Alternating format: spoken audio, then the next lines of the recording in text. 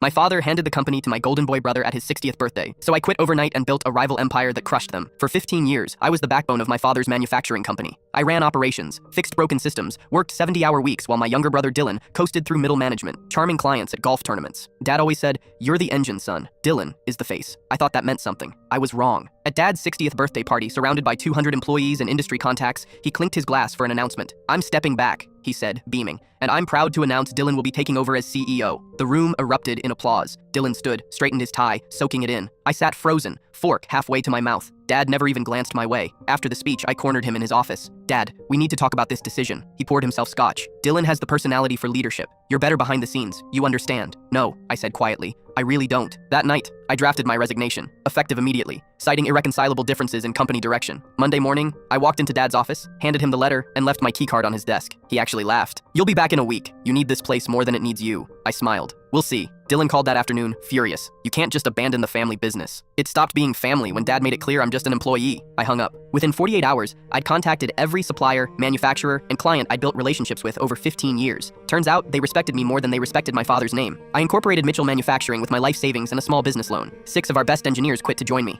They'd been underpaid and undervalued for years. I offered equity and respect. The choice was easy for them. 3 months in, we landed our first major contract. A client Dad's company had been chasing for 2 years. They chose us because I'd actually listened to their needs instead of pushing our standard products. Dylan called, practically screaming, "You stole our client!" I offered them a better solution, I replied calmly. "That's called competition." Dad got on the phone. "This is betrayal. You're destroying what I built. You destroyed it when you chose favoritism over merit. I'm just building something better." By month 6, we'd secured 4 major contracts, all former prospects of Dad's company. Our engineering was tighter, our timelines faster, our prices competitive. More importantly, we actually cared about solving problems instead of maintaining status quo. Dylan started making mistakes, big ones. He approved a flawed production run that cost them $340,000 in replacements. He alienated their second biggest client by forgetting a meeting. Dad tried covering for him, but the board noticed. 1 year after I left, I got a call from their CFO, Maria. She'd been my mentor when I started. "Your father wants to meet," she said carefully. "The company's struggling. Dylan is in over his head." "That's unfortunate," I said. "They made their choice. He wants to offer you a partnership. Come back, share CEO duties with Dylan." I laughed, actually laughed. "No, I'm not interested in cleaning up their mess or sharing anything with someone who never earned it." 2 weeks later, Dylan showed up at my office. No appointment, just walked past reception. He looked exhausted, defeated. "We need your help," he said quietly. "The company's losing ground. Dad won't admit it, but we're in trouble." I leaned back in my chair. "You want my help now? After being told I was just the engine? After Dad chose nepotism over competence?" "We're still family," Dylan tried. "Family doesn't humiliate each other in front of 200 people," I replied. "I built my own family here. People who value merit over bloodlines." Last month, I heard Dad's company lost their largest manufacturing contract. The client later moved to us. Their stock dropped 40%. Dylan is still CEO, but Dad's back running day-to-day operations, desperately trying to stop the bleeding.